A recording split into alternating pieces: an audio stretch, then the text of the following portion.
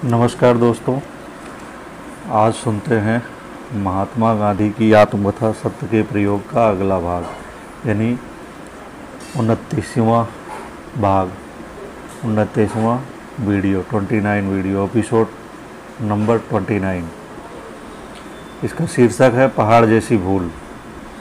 अहमदाबाद की सभा के बाद में तुरंत ही नाडियाद गया। पहाड़ जैसी भूल नामक जो शब्द प्रयोग प्रसिद्ध हुआ है, उसका उपयोग मैंने पहली बार नाडियाद में किया। अहमदाबाद में ही मुझे अपनी भूल मालूम पड़ने लगी थी, पर नाडियाद में वहाँ की स्थिति का विचार करके और यह सुनकर कि खेड़ा जिले से बहुत से लोग पकड़े गए हैं, जिस सभा में मैं घटित घटनाओं पर भाषण कर रहा था, उसमें मुझे अचानक यह ख्याल आया कि खेड़ा जिले के और ऐसे दूसरे लोगों को कानून सविनय भंग करने के लिए निमंत्रित करने में मैंने जल्दबाजी की और भूल की, और वह भूल मुझे पहाड़ जैसी मालूम हुई। इस प्रकार अपनी भूल कबूल करने के लिए मेरी खूब हंसी उड़ाई गई। फिर भी अपनी इस स्वीकृति के लिए मुझे कभी पश्चाताप नहीं हुआ। मैंने हमेशा यह माना है कि जब हम दूसरों के गज जैसे दोषों को रजवत मानकर देखते हैं और अपने रजवत प्रतीत होने वाले दोषों को पहाड़ जैसा देखना सीखते हैं, तभी हमें अपने और पराये दोषों का ठीक ठीक अंदाज हो पाता है। मैंने यह भी माना है कि सत्याग्रही बनने की इच्छा रखने वाले को तो इस साधारण नियम का पालन बहुत अधिक सूक्ष्मता के साथ करना चाहिए। अब हम यह देखें कि पहाड़ जैसी प्रतीत होने वाली यह भूल थी क्या। कानून का सविनय भंग उन्हीं लोगों द्वारा किया जा सकता है जिन्होंने विनयपूर्वक और स्वेच्छा से कानून का सम्मान किया हो। अधिकतर तो हम कानून का पालन इसलिए करते हैं कि उसे तोड़ने पर जो सज़ा होती है उससे हम डरते हैं, और यह बात उस कानून पर विशेष रूप से घटित होती है जिसमें नीति अनीति का प्रश्न नहीं होता है। कानून हो चाहे न हो, जो लोग भले माने जाते हैं वह एकाएक कभी चोरी नहीं करते। फिर भी रात में साइकिल पर बत्ती जलाने के नियम से बच निकलने में भले आदमियों को भी क्षोभ नहीं होता, और ऐसे नियम का पालन करने की कोई सलाह भर देता है तो भले आदमी भी उसका पालन करने के लिए तुरंत तैयार नहीं होते। किंतु जब उसे कानून में स्थान मिलता है और उसको भंग करने पर दंडित होने का डर लगता है, तब दंड की असुविधा से बचने के लिए वह भी रात में साइकिल पर बत्ती जलाते हैं। इस प्रकार का नियम पालन स्वेच्छा से किया हुआ पालन नहीं कहा जा सकता। लेकिन सत्याग्रही समाज के जिस कानूनों का सम्मान करेगा, वह सम्मान सोच समझकर स्वेच्छा से सम्मान करना धर्म है ऐसा मानकर करेगा। जिसने इस प्रकार समाज के नियमों का विचार पूर्वक पालन किया है, उसी समाज को समाज के नियमों में नीति अनीति का भेद करने की शक्ति प्राप्त होती है, और उसी को मर्यादित परिस्थितियों में अमुक नियमों को तोड़ने का अधिकार प्राप्त होता है। लोगों के इस तरह का अधिकार प्राप्त करने से पहले मैंने उन्हें सविनय कानून भंग के लिए निमंत्रित किया। अपनी यह भूल मुझे पहाड़ जैसी लगी, और खेड़ा जिले में प्रवेश करने पर मुझे खेड़ा की लड़ाई का स्मरण हुआ और लगा कि मैं बिल्कुल गलत रास्ते पर चल पड़ा हूँ। मुझे लगा कि लोग सविनय कानून भंग करने योग्य बने, इससे पहले उन्हें उसके गंभीर रहस्य का ज्ञान होना चाहिए। जिन्होंने कानूनों को रोज जानबूझकर तोड़ा हो, जो गुप्त रीति से अनेक बार कानूनों को भंग करते हों, वे अचानक सविनय कानून भंग को कैसे समझ सकते हैं, उसकी मर्यादा का पालन कैसे कर सकते हैं। यह तो सहज ही समझ में आ सकता है कि इस प्रकार की आदर्श स्थिति तक हजारों या लाखों लोग नहीं पहुंच सकते, किंतु यदि बात ऐसी है तो सविनय कानून भंग कराने से पहले शुद्ध स्वयंसेवकों का एक ऐसा दल खड़ा होना चाहिए जो लोगों को ये सारी बातें समझाए और प्रति क्षण उनका मार्गदर्शन करे, और ऐसे दल को सविनय कानून भंग का तथा उसकी मर्यादा का पूरा ज्ञान होना चाहिए। इन विचारों से भरा हुआ मैं बम्बई पहुंचा और सत्याग्रह सभा के द्वारा सत्याग्रही स्वयंसेवकों का एक दल खड़ा किया। लोगों को सविनय कानून भंग का मर्म समझाने के लिए जिस तालीम की ज़रूरत थी, वह इस दल के जरिए देनी शुरू की, और इस चीज़ को समझाने वाली पत्रिकाएं निकाली। यह काम चला तो सही, लेकिन मैंने देखा कि मैं इसमें ज़्यादा दिलचस्पी पैदा नहीं कर सका। स्वयंसेवकों की बाढ़ नहीं आई। यह नहीं कहा जा सकता कि जो लोग भर्ती हुए उन सब ने नियमित तालीम ली। भर्ती में नाम लिखवाने वालों में से जैसे जैसे दिन बीतते गए, वैसे वैसे दृढ़ के बदले खिसकने लगे। मैं समझ गया कि सबने कानून भंग की गाड़ी मैंने सोचा था उससे भी धीमी चलेगी। नवजीवन और यंग इंडिया। एक तरफ तो जैसा धीमा होने पर भी शांति रक्षा का यह आंदोलन चल रहा था और दूसरी तरफ सरकार की दमन नीति पूरे जोर शोर से चल रही थी।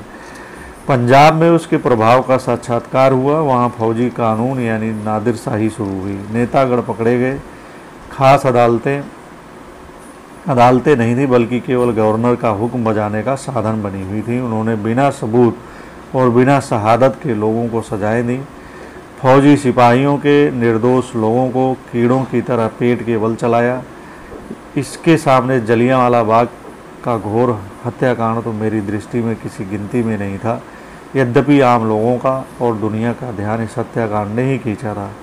मुझ पर दबाव पड़ने लगा कि मैं जैसे भी बने पंजाब पहुंचूं। मैंने वायसराय को पत्र लिखे, तार किए, परंतु जाने की इजाज़त न मिली। बिना इजाज़त के जाने पर अंदर तो जा नहीं सकता था, केवल सविनय कानून भंग करने का संतोष मिल सकता था।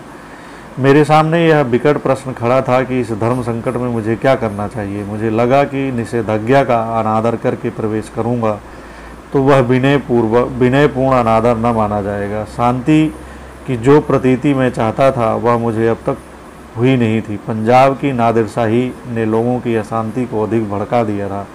मुझे लगा कि ऐसे समय मेरे द्वारा की गई कानून की अवज्ञा जलती आग में घी घोलने का काम करेगी।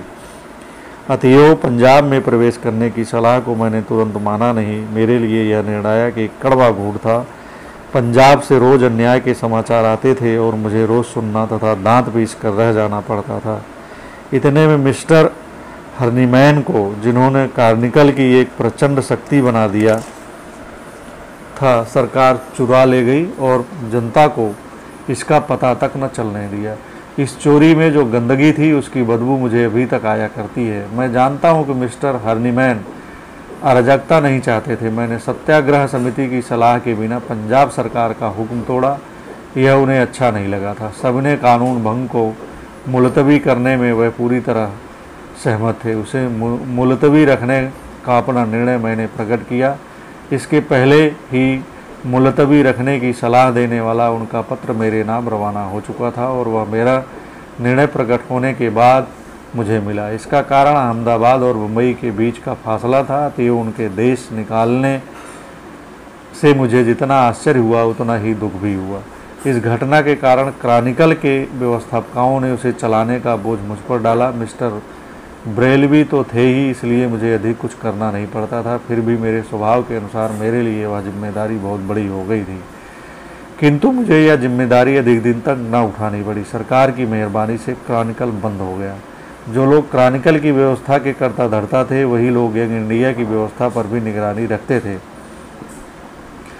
वह भी उमर सोबानी और शंकर लाल बैंकर। इन दोनों भाइयों ने मुझे सुझाया कि मैं यंग इंडिया की जिम्मेदारी अपने सिर लूँ और क्रॉनिकल के अभाव की थोड़ी पूर्ति करने के विचार से यंग इंडिया को हफ्ते में एक बार के बदले 2 बार निकालना उन्हें और मुझे ठीक लगा।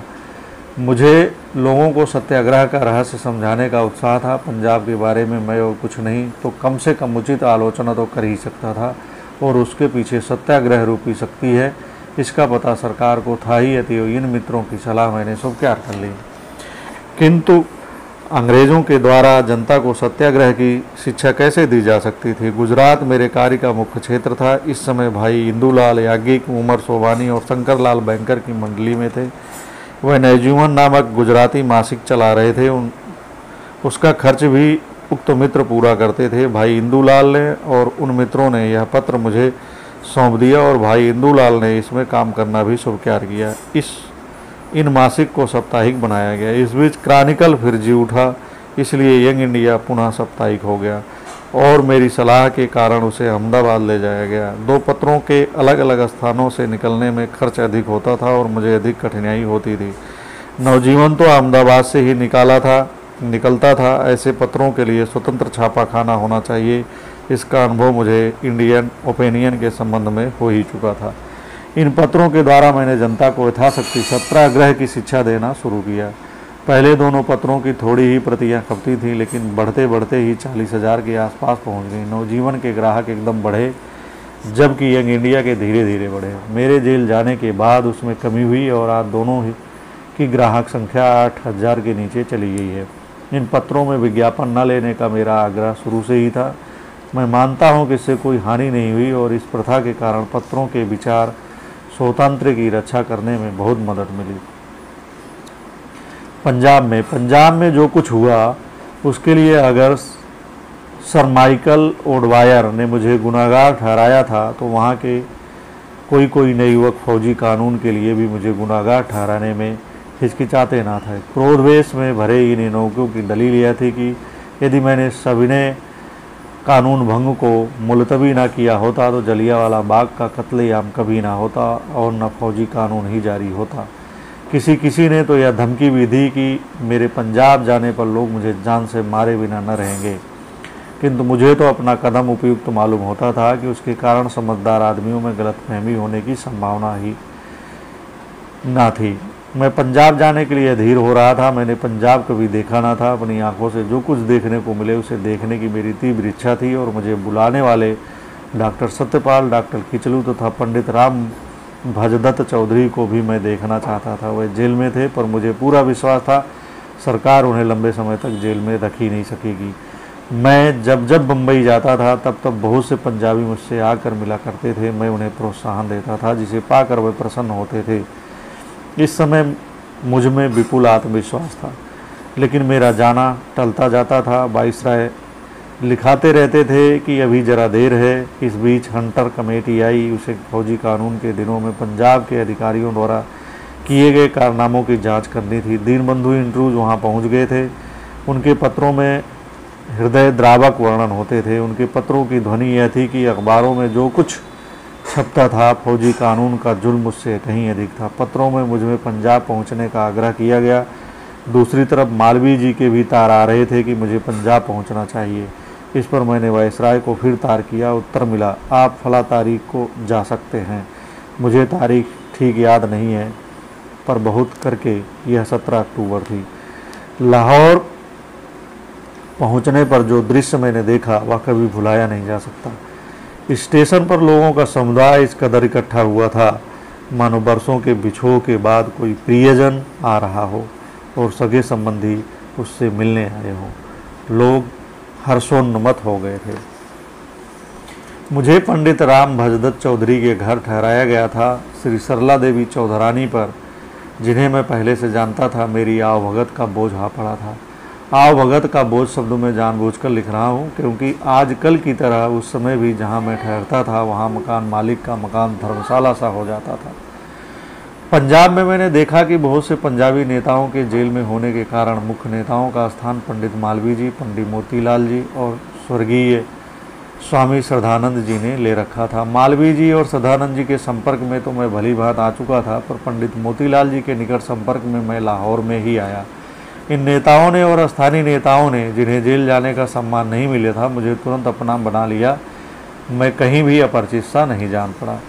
पर यह निश्चय हुआ कि यदि हंटर कमेटी का बहिष्कार किया जाए तो जनता की ओर से अर्थात कांग्रेस की ओर से एक कमेटी होनी चाहिए।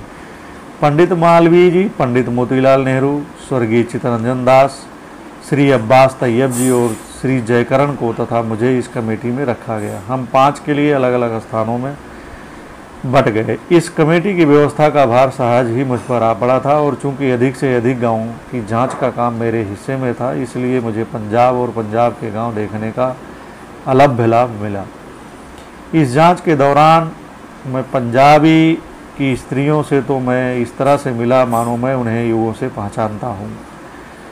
जहाँ जाता वहाँ उनके दल के दल मुझसे मिलते और वो मेरे सामने अपने काते हुए सूत का ढेर लगा देती थी। इस जांच के सिलसिले में अनायास ही मैं देख सका कि पंजाब खादी का महान क्षेत्र हो सकता है। लोगों को ढाए गए जुल्मों की जांच करते हुए जैसे जैसे मैं गहराई में जाने लगा, वैसे वैसे सरकारी अराजकता की, अधिकारियों की नादिरशाही और निरंकुशता की अपनी कल्पना से परे की बातें सुनकर मुझे आश्चर्य हुआ और मैंने दुख का अनुभव किया। जिस पंजाब से सरकार की अधिक से अधिक सिपाही मिलते हैं, उस पंजाब में लोग इतना ज़्यादा जुल्म कैसे सहन कर सके, यह बात मुझे उस समय भी आश्चर्यजनक मालूम हुई थी और आज भी मालूम होती है। इस कमेटी की रिपोर्ट तैयार करने का काम भी मुझे ही सौंपा गया था। जो यह जानना चाहते हैं कि पंजाब में किस तरह के जुल्म हुए थे, उन्हें यह रिपोर्ट अवश्य पढ़नी चाहिए। खिलाफत के बदले गोरक्षा। अब थोड़ी देर के लिए पंजाब के हत्याकांड को छोड़ दें। कांग्रेस की तरफ से पंजाब की तानाशाही की जांच चल रही थी। इतने में एक सार्वजनिक निमंत्रण मेरे हाथ में आया। उसमें स्वर्गीय हाकिम साहब और भाई आसफ अली के नाम थे। उसमें यह लिखा था कि सभा में श्रद्धानंद जी उपस्थित रहने वाले हैं। मुझे कुछ ऐसा ख्याल है कि वह उपसभापति थे। यह निमंत्रण दिल्ली में खिलाफत के संबंध में उत्पन्न परिस्थिति का विचार करने वाली और संधि के उत्सव में सम्मिलित होने या न होने का निर्णय करने वाली हिंदू मुसलमानों की एक संयुक्त सभा में उपस्थित होने का था। मुझे कुछ ऐसा याद है कि यह सभा नवंबर महीने में हुई थी। इस निमंत्रण में यह लिखा था कि सभा में केवल खिलाफत के प्रश्न की ही चर्चा नहीं होगी, बल्कि गोरक्षा के प्रश्न पर भी विचार होगा और यह कि गोरक्षा साधने का यह एक सुंदर अवसर बनेगा। मुझे यह वाक्य चुभा। इस निमंत्रण पत्र का उत्तर देते हुए मैंने लिखा कि मैं उपस्थित होने की कोशिश करूंगा और यह भी लिखा कि खिलाफत और गोरक्षा को एक साथ मिलाकर उन्हें परस्पर सौदे का सवाल नहीं बनाना चाहिए। हर प्रश्न का विचार उसके गुणदोष की दृष्टि से किया जाना चाहिए। मैं सभा में हाजिर रहा। सभा में उपस्थिति अच्छी थी, पर बाद में जिस तरह हजारों लोग उमड़ते थे वैसा दृश्य वहाँ नहीं था। इस सभा में श्रद्धानंद जी उपस्थित थे। मैंने उनके साथ उक्त विचार पर चर्चा कर ली। उन्हें मेरी दलील जची और उसे पेश करने का भार उन्हें मुझ पर डाला। हकीम साहब के साथ भी मैंने बात कर ली। मेरी दलील यह थी कि दोनों प्रश्नों पर उनके अपने गुणदोष की दृष्टि से विचार करना चाहिए। यदि खिलाफत के प्रश्न में सार हो, उसमें सरकार की ओर से अन्याय हो रहा हो, तो हिंदुओं को मुसलमानों का साथ देना चाहिए और इस प्रश्न के साथ गोरक्षा के प्रश्न को नहीं जोड़ना चाहिए। अगर हिंदू ऐसी कोई शर्त करते हैं तो वह उन्हें शोभा नहीं देगा। मुसलमान खिलाफत के लिए मिलने वाली मदद के बदले में गोवध बंद करें तो वह उनके लिए भी शोभास्पद न होगी। पड़ोसी और एक ही भूमि के निवासी होने के नाते तथा हिंदुओं की भावना का आदर करने की दृष्टि से यदि मुसलमान स्वतंत्र रूप से गोवध बंद करें तो यह उनके लिए शोभा की बात होगी। यह उनका फर्ज है और एक स्वतंत्र प्रश्न है। अगर यह फर्ज है और मुसलमान इसे फर्ज समझें तो हिंदू खिलाफत के काम में मदद दें या ना दें तो भी मुसलमानों को गोवध बंद करना चाहिए। मैंने अपनी तरफ से यह दलील पेश की कि इस तरह दोनों प्रश्नों का विचार स्वतंत्र रीति से किया जाना चाहिए और इसलिए इस सभा में तो सिर्फ खिलाफत के प्रश्न की ही चर्चा मुनासिब है। सभा को मेरी दलील पसंद पड़ी। गोरक्षा के प्रश्न पर सभा में चर्चा नहीं हुई, लेकिन मौलाना अब्दुल बारी साहब ने कहा, हिंदू खिलाफत के मामले में मदद दें चाहे न दें, लेकिन चूंकि हम एक ही मुल्क के रहने वाले हैं इसलिए मुसलमानों को हिंदुओं के जज्बात की खातिर गोवध बंद करना चाहिए। एक समय तो ऐसा मालूम हुआ कि मुसलमान सचमुच गोवध बंद कर देंगे। कुछ लोगों की यह सलाह थी कि पंजाब के सवाल को भी खिलाफत के साथ जोड़ दिया जाए। मैंने इस विषय में अपना विरोध प्रकट किया। मेरी दलील यह थी कि पंजाब का प्रश्न स्थानीय है। पंजाब के दुख की वजह से हम हुकूमत से संबंध रखने वाले संधि विषयक उत्सव में अलग नहीं रह सकते। इस सिलसिले में खिलाफत के सवाल के साथ पंजाब को जोड़ देने से हम अपने सिर अविवेक का आरोप ले लेंगे। मेरी दलील सबको पसंद आई। इस सभा में मौलाना हसरत मोहानी भी थे। उनसे मेरी जान पहचान तो हो ही चुकी थी, पर वह जैसे लड़वैया हैं उसका अनुभव मुझे यहीं हुआ। यहीं से हमारे बीच मतभेद शुरू हुआ और कई मामलों में आखिर तक बना रहा। कई प्रस्तावों में एक प्रस्ताव यह भी था कि हिंदू मुसलमान सबको स्वदेशी व्रत का पालन करना चाहिए और इसके लिए विदेशी कपड़े का बहिष्कार करना चाहिए। खादी का पुनर्जन्म भी नहीं हुआ था। मौलाना हसरत मोहानी को यह प्रस्ताव जंच नहीं रहा था। यदि अंग्रेजी हुकूमत खिलाफत के मामले में इंसाफ न करे और उन्हें उससे बदला लेना था, इसलिए उन्होंने सुझाया कि यथासंभव हर तरह के ब्रिटिश माल का बहिष्कार करना चाहिए। मैंने हर तरह के ब्रिटिश माल के बहिष्कार की आवश्यकता और अयोग्यता के बारे में अपनी दलीलें पेश की, जो अब सुपरिचित हो चुकी हैं। मैंने अपनी अहिंसा वृत्ति का भी प्रतिपादन किया। मैंने देखा कि सभा पर मेरी दलीलों का गहरा असर पड़ा है। हसरत मोहानी की दलीलें सुनकर लोग ऐसा हर्षनाद करते थे कि मुझे लगा वहाँ मेरी तूती की आवाज़ कोई नहीं सुनेगा, पर मुझे अपना धर्म चूकना और छिपाना नहीं चाहिए। यह सोचकर मैंने बोलने के लिए उठा। लोगों ने मेरा भाषण बहुत ध्यान से सुना। मंच पर तो मुझे संपूर्ण समर्थन मिला और मेरे समर्थन में एक के बाद एक भाषण होने लगे। नेतागण यह देख सके कि ब्रिटिश माल के बहिष्कार का प्रस्ताव पास करने से एक भी हेतु सिद्ध नहीं होगा। हाँ, हंसी काफ़ी होगी। सारी सभा में शायद ही कोई ऐसा आदमी देखने में आता था जिसके शरीर पर कोई न कोई ब्रिटिश वस्तु ना हो। इतना तो अधिकांश लोग समझ गए कि जो बात सभा में उपस्थित लोग भी नहीं कर सकते, उसे करने का प्रस्ताव पास करने से लाभ के बदले हानि ही होगी। मौलाना हसरत मोहानी ने अपने भाषण में कहा, हमें आपके विदेशी वस्त्र बहिष्कार से संतोष हो ही नहीं सकता। कब हम अपनी ज़रूरत का सब कपड़ा पैदा कर सकेंगे और कब विदेशी वस्त्रों का बहिष्कार होगा। हमें तो ऐसी कोई चीज़ चाहिए जिसका प्रभाव ब्रिटिश जनता पर तत्काल पड़े। आपका बहिष्कार चाहे रहे, पर इससे ज़्यादा तेज कोई चीज़ आप हमें बताइए। मैं यह भाषण सुन रहा था। मुझे लगा कि विदेशी वस्त्र के बहिष्कार के अलावा कोई दूसरी नई चीज़ सुझानी चाहिए। उस समय मैं यह तो स्पष्ट रूप से जानता था कि विदेशी वस्त्र का बहिष्कार तुरंत नहीं हो सकता। यदि हम चाहें तो संपूर्ण रूप से खादी उत्पन्न करने की शक्ति हमें है। इस बात को जिस तरह मैं बाद में देख सका, वैसे उस समय नहीं देख सकता था। अकेली मिल तो दगा दे जाएगी, यह मैं उस समय भी जानता था। जब मौलाना साहब ने अपना भाषण पूरा किया तब मैं जवाब देने के लिए तैयार हो रहा था। मुझे कोई उर्दू या हिंदी शब्द तो नहीं सूझा। ऐसी खास मुसलमानों की सभा में तर्कयुक्त भाषण करने का मेरा यह पहला अनुभव था। कलकत्ते में मुस्लिम लीग की सभा में मैं बोला था, किंतु वह जो कुछ मिनटों का और दिल को छूने वाला भाषण था। पर यहाँ तो मुझे विरुद्ध मत वाले समाज को समझाना था, लेकिन मैंने शर्म छोड़ दी थी। मुझे दिल्ली के मुसलमानों के सामने शुद्ध उर्दू में लच्छेदार भाषण नहीं करना था, बल्कि अपनी मनसा टूटी फूटी हिंदी में समझा देनी थी। यह काम मैं भली भांति कर सका। यह सभा इस बात का प्रत्यक्ष प्रमाण थी कि हिंदी उर्दू ही राष्ट्रभाषा बन सकती है। अगर मैंने अंग्रेजी में भाषण किया होता तो मेरी गाड़ी आगे न बढ़ती और मौलाना साहब ने जो चुनौती मुझे दी उसे देने का मौका न आया होता, और आया भी होता तो मुझे जवाब न सूझता। उर्दू या हिंदी शब्द ध्यान में न आने से मैं शर्माया, पर मैंने जवाब तो दिया ही। मुझे नॉन कॉपरेशन शब्द सूझा। जब मौलाना भाषण कर रहे थे तब मैंने यह सोच रहा था कि मौलाना खुद कई मामलों में जिस सरकार का साथ दे रहे हैं, उस सरकार के विरोध की बात करना उनके लिए बेकार है। मुझे लगा कि जब तलवार से सरकार का विरोध नहीं करना है तो उसका साथ न देने से ही सच्चा विरोध है, और फलता मैंने नॉन कोऑपरेशन शब्द का प्रयोग पहली बार इस सभा में किया। अपने भाषण में मैंने इसके समर्थन में अपनी दलीलें दी। उस समय मुझे इस बात का कोई ख्याल न था कि इस शब्द में किन किन बातों का समावेश हो सकता है, इसलिए मैं तफलीस में न जा सका। मुझे तो इतना ही कहना की याद है।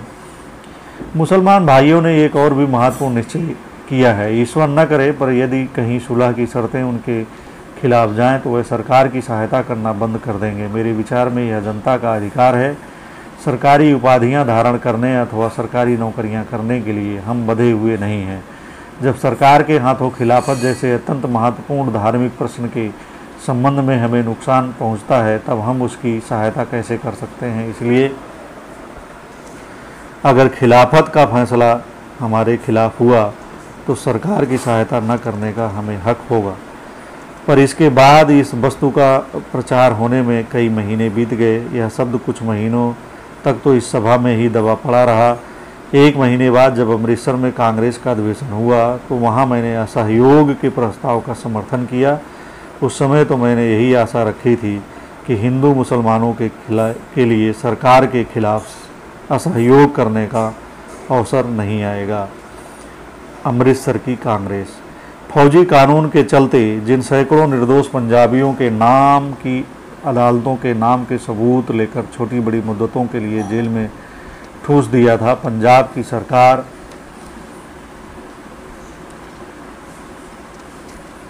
उन्हें जेल में न रख सकी। इस घोर अन्याय के विरुद्ध चारों ओर से ऐसी जबरदस्त आवाज़ उठी कि सरकार के लिए इन कैदियों को अधिक समय तक जेल में रखना संभव न रहा।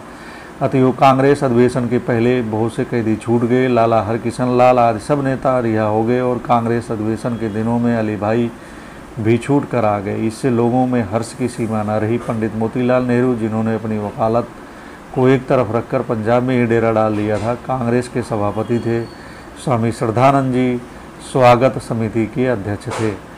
अब तक कांग्रेस में मेरा काम इतना ही रहता था कि हिंदी में अपना छोटा सा भाषण करूं, हिंदी भाषा की वकालत करूं और उपनिवेशों में रहने वाले हिंदुस्तानियों का मामला पेश करूं। यह ख्याल नहीं था कि अमृतसर में मुझे इससे अधिक कुछ करना पड़ेगा, लेकिन जैसा कि मेरे संबंध में पहले भी हो चुका है, जिम्मेदारी अचानक मुझ पर आ पड़ी। नए सुधारों के संबंध में सम्राट की घोषणा प्रकट हो चुकी थी। वह मुझे पूर्ण संतोष देने वाली नहीं थी और किसी को तो वह बिल्कुल पसंद ही नहीं थी, लेकिन उस समय मैंने यह माना था कि उक्त घोषणा में सूचित सुधार त्रुटिपूर्ण होते हुए भी स्वीकार किए जा सकते हैं। सम्राट की घोषणा में मुझे लॉर्ड सिंह का हाथ दिखाई पड़ा था। उस समय की मेरी आंखों ने घोषणा की भाषा में आशा की किरणें देखी थीं, किंतु लोकमान्य, चित्तरंजन दास आदि अनुभवी योद्धा विरोध में सिर हिला रहे थे। भारत भूषण मालवीय जी तटस्थ थे। मेरा डेरा मालवीय जी ने अपने ही कमरे में रखा था। इस स्थिति में मालवीय जी के साथ रोज़ मेरी बातचीत होती थी। वह मुझे सबका पक्ष बड़ा भाई जैसे छोटे को समझाता है वैसे प्रेम से समझाते थे। सुधार संबंधी प्रस्ताव में भाग लेना मुझे धर्म रूप प्रतीत हुआ। पंजाब के विषय कांग्रेस की रिपोर्ट की जिम्मेदारी में मेरा हिस्सा था। पंजाब के विषय में सरकार में काम लेना था। खिलाफत का प्रश्न तो था ही नहीं। मैंने यह भी माना था कि मॉन्टेग्यू हिंदुस्तान के साथ विश्वासघात नहीं करेंगे। कैदियों की और उसमें भी अली भाइयों की रिहाई को मैंने शुभ चिन्ह माना था। अतएव मुझे लगा कि सुधारों को स्वीकार करने का प्रस्ताव पास होना चाहिए। चित्तरंजन दास का दृढ़ मत था कि सुधारों को बिल्कुल असंतोषजनक और अधूरे मानकर उनकी अपेक्षा करनी चाहिए। लोकमान्य कुछ तटस्थ थे, किंतु देशबंधु जिस प्रस्ताव को पसंद करे उसके पक्ष में अपना वजन डालने का उन्होंने निश्चय कर लिया था। ऐसे पुराने अनुभवी और कसे हुए सर्वमान्य लोकनायकों के साथ अपना मतभेद मुझे स्वयं असहाय मालूम हुआ। दूसरी ओर मेरा अंतर्नाद स्पष्ट था। मैंने कांग्रेस की बैठक में से भागने का प्रयत्न किया। पंडित मोतीलाल नेहरू और मालवीय जी को मैंने यह सुझाया कि मुझे अनुपस्थित रहने देने से सब काम बन जाएगा और मैं महान नेताओं के साथ मतभेद प्रकट करने के संकट से बच जाऊंगा। यह सुझाव इन दोनों बुजुर्गों के गले न उतरा। जब बात लाला हरकिशन लाल के कान तक पहुंची तो उन्होंने कहा, यह हरगिज ना होगा, इससे पंजाबियों को भारी आघात पहुंचेगा। मैंने लोकमान्य और देशबंधु के साथ विचार विमर्श किया। मिस्टर जिन्ना से मिला, किसी तरह कोई रास्ता निकलता ना था। मैंने अपनी वेदना मालवीय जी के सामने रखी। समझौते के कोई लक्षण मुझे दिखाई नहीं देते। यदि मुझे अपना प्रस्ताव रखना ही पड़ा तो अंत में मत तो लिए ही जाएंगे, पर यहाँ मत ले सकने में कोई व्यवस्था मैं नहीं देख रहा हूँ। आज तक हमने भरी सभा में हाथ उठाए हैं। हाथ उठाते समय दर्शकों और प्रतिनिधियों के बीच कोई भेद नहीं रहता। ऐसी विशाल सभा में मत गिनने की कोई व्यवस्था हमारे पास नहीं होती। अतएव मुझे अपने प्रस्ताव पर मत लिवाने हों तो भी इसकी सुविधा नहीं है। लाला हरकिशन लाल ने यह सुविधा संतोषजनक रीति से कर देने का जिम्मा लिया। उन्होंने कहा, मत लेने के दिन दर्शकों के नहीं आने देंगे, केवल प्रतिनिधि ही आएंगे और वहां मतों की गिनती करा देना मेरा काम होगा। आप कांग्रेस की बैठक में अनुपस्थित तो रह ही नहीं सकते। आखिर मैं हारा। मैंने अपना प्रस्ताव तैयार किया। बड़े संकोच से मैंने उसे पेश करना कबूल किया कि मिस्टर जिन्ना और मालवीय जी उसका समर्थन करने वाले थे। भाषण हुए। मैं देख रहा था कि यद्यपि हमारे मतभेद में कहीं कटुता नहीं थी, भाषणों में भी दलीलों के सिवा और कुछ नहीं था, फिर भी सभा द्वारा जरा से भी मतभेद सहन नहीं कर सकती थी और नेताओं के मतभेद से उसे दुख हो रहा था। सभा को तो एक मत चाहिए था। जब भाषण हो रहे थे उस समय भी मंच पर मतभेद मिटाने की कोशिशें चल रही थी। एक दूसरे के बीच चिट्ठियां आ जा रही थी। मालवीय जी जैसे भी बने समझौता कराने का प्रयत्न कर रहे थे। इतने में जयराम दास ने मेरे हाथ पर अपना सुझाव रखा और सदस्यों को मत देने के संकट से उबाल लेने के लिए बहुत मीठे शब्दों में मुझसे प्रार्थना की। मुझे उनका सुझाव पसंद आया। मालवीय जी की दृष्टि तो चारों ओर आशा की खोज में घूम ही रही थी। मैंने कहा, यह सुझाव दोनों पक्षों को पसंद आने लायक मालूम होता है। मैंने उसे लोकमान्य को दिखाया। उन्होंने कहा, दास को पसंद आ जाए तो मुझे कोई आपत्ति नहीं। देशबंधु पिघले। उन्होंने बिपिन चंद्रपाल की तरफ देखा। मालवीय जी की पूरी आशा बध गई। उन्होंने पर्ची हाथ में से छीन ली। अभी देशबंधु के मुंह से हाँ का शब्द पूरा निकल भी नहीं पाया था कि वे बोल उठे, सज्जनों, आपको यह जानकर खुशी होगी कि समझौता हो गया है। फिर क्या था, तालियों की गड़गड़ाहट से मंडप गूंज उठा और लोगों के चेहरों पर जो गंभीरता थी उसके बदले खुशी चमक उठी। यह प्रस्ताव क्या था, इसकी चर्चा की यहाँ आवश्यकता नहीं है। यह प्रस्ताव किस तरह स्वीकृत हुआ, इतना ही इस संबंध में बतलाना मेरे इन प्रयोगों का विषय है। समझौते ने मेरी जिम्मेदारी बढ़ा दी। कांग्रेस में प्रवेश। मुझे कांग्रेस के कामकाज में हिस्सा लेना पड़ा, इसे मैं कांग्रेस में अपना प्रवेश नहीं मानता। इससे पहले कि कांग्रेस की बैठकों में मैं गया, सो सिर्फ अपनी वफादारी की निशानी के रूप में।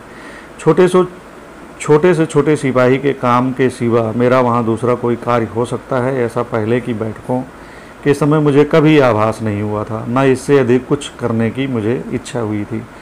अमृतसर के अनुभव ने बतलाया कि मेरी एक दो शक्तियाँ कांग्रेस के लिए उपयोगी है। मैं यह देख सका था कि पंजाब की जांच कमेटी के मेरे काम से लोकमान्य, मालवीय जी, मोतीलाल जी, देशबंधु आदि खुश हुए थे। इसलिए उन्होंने मुझे अपनी बैठकों और चर्चाओं में बुलाया। इतना तो मैंने देख लिया था कि विषय विचारणी समिति का सच्चा काम इन्हीं बैठकों में होता था और ऐसी चर्चाओं में वह लोग सम्मिलित होते थे जिन पर नेता विशेष विश्वास या आधार रखते थे, और दूसरे वह लोग होते थे जो किसी न किसी बहाने से घुस जाते थे। अगले साल करने योग्य कामों में से 2 कामों में मुझे दिलचस्पी थी, क्योंकि उनमें मैं कुछ दखल रखता था। एक था जलियांवाला बाग के हत्याकांड का स्मारक। इसके बारे में कांग्रेस ने बड़ी शान के साथ प्रस्ताव पास किया था। स्मारक के लिए करीब 5 लाख रुपए की रकम इकट्ठी करनी थी। उसके रक्षकों, ट्रस्टियों में मेरा नाम था। देश में जनता के काम के लिए भिक्षा मांगने की जबरदस्त शक्ति रखने वालों में पहला पद मालवीय जी का था और है। मैं जानता था कि मेरा दर्जा उनसे बहुत दूर नहीं रहेगा। अपनी यह शक्ति मैंने दक्षिण अफ्रीका में देख ली थी। राजाओं महाराजाओं पर अपना जादू चलाकर उनसे लाखों रुपए प्राप्त करने की शक्ति मुझ में नहीं थी, आज भी नहीं है। इस विषय में मालवीय जी के साथ प्रतिस्पर्धा करने वाला मुझे कोई मिला ही नहीं। मैं जानता था कि जलियांवाला बाग के काम के लिए उन लोगों से पैसा नहीं मांगा जा सकता थी। वो रक्षक का पद स्वीकार करते समय ही मैं यह समझ गया था कि इस स्मारक के लिए धन संग्रह करने का बोझ मुझ पर पड़ेगा, और यही हुआ भी। मुंबई के उदार नागरिकों ने इस स्मारक के लिए दिल खोलकर धन दिया और आज जनता के पास उसके लिए जितना चाहिए उतना पैसा है। किंतु हिंदुओं, मुसलमानों और सिखों के मिश्रित रक्त से पावन बनी हुई इस भूमि पर किस तरह का स्मारक बनाया जाए, अर्थात पड़े हुए पैसों का क्या उपयोग किया जाए, यह एक विकट सवाल हो गया। क्योंकि तीनों के बीच, अथवा कहिए कि दोनों के बीच, आज दोस्ती के बदले दुश्मनी का भास हो रहा है। मेरी दूसरी शक्ति लेखक और मुंशी का काम करने की थी, जिसका उपयोग कांग्रेस कर सकती थी। नेतागण यह समझ चुके थे कि लंबे समय के अभ्यास के कारण कहाँ क्या और कितने कम शब्दों में वह अव्यय रहित भाषा में लिखना चाहिए। सो मैं जानता हूँ, उस समय कांग्रेस का जो विधान था वह गोखले की छोड़ी हुई पूंजी थी। उन्होंने कुछ नियम बना दिए थे, उसके सहारे कांग्रेस का काम चलता था। वह नियम कैसे बनाए गए, इसका मधुर इतिहास मैंने उन्हीं के मुंह से सुना था। पर अब सब कोई यह अनुभव कर रहे थे कि कांग्रेस का काम उतने ही नियमों से नहीं चल सकता। उसका विधान बनाने की चर्चाएं हर साल उठती थी, पर कांग्रेस के पास ऐसी कोई व्यवस्था ही नहीं थी जिससे पूरे वर्ष भर उसका काम चलता रहे। अतएव भविष्य की बात कोई सोचे। उसके 3 मंत्री होते थे, पर वास्तव में कार्यवाहक मंत्री तो एक ही रहता था। वह भी 24 घंटे दे सकने वाला नहीं होता था। एक मंत्री कार्यालय चलाए या भविष्य का विचार करे, अथवा भूतकाल में उठाई हुई कांग्रेस की जिम्मेदारियों को वर्तमान वर्ष में पूरा करे। इसलिए इस वर्ष यह प्रश्न सबकी दृष्टि से अधिक महत्वपूर्ण बन गया। कांग्रेस में हजारों की भीड़ होती थी, उसमें राष्ट्र का काम कैसे हो सकता था। प्रतिनिधियों की संख्या की कोई सीमा न थी। किसी भी प्रांत से चाहे जितने प्रतिनिधि आ सकते थे, कोई भी प्रतिनिधि हो सकता था। तो कुछ व्यवस्था करने की आवश्यकता सबको प्रतीत हुई। विधान तैयार करने का भार उठाने की जिम्मेदारी मैंने अपने सिर ली। मेरी एक शर्त थी, जनता पर 2 नेताओं का प्रभुत्व मैं देख रहा था। उसमें मैंने चाहा कि उनके प्रतिनिधि मेरे साथ रहें। मैं समझता था कि वह स्वयं शांति से बैठकर विधान बनाने का काम नहीं कर सकते। इसलिए लोकमान्य और देशबंधु से उनके विश्वास के 2 नाम मैंने मांगे। मैंने यह सुझाव रखा कि इनके सिवा विधान समिति में कोई और न होना चाहिए। यह सुझाव मान लिया गया। लोकमान्य ने श्री केलकर का और देशबंधु ने श्री I.V. सेन का नाम दिया। यह विधान समिति एक दिन भी कहीं मिलकर नहीं बैठी, फिर भी हमने अपना काम एक मत से पूरा किया। पत्र व्यवहार द्वारा अपना काम चला लिया। इस विधान के लिए मुझे थोड़ा अभिमान है। मैं मानता हूं कि इसका अनुसरण करके काम किया जाए तो हमारा बेड़ा पार हो सकता है।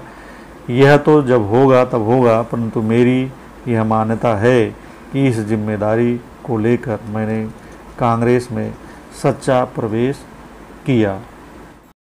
धन्यवाद दोस्तों। अब मिलेंगे अगले और इस आत्मकथा के अंतिम वीडियो में। वह इस जीवनी का, महात्मा गांधी की जीवनी का अंतिम वीडियो होगा।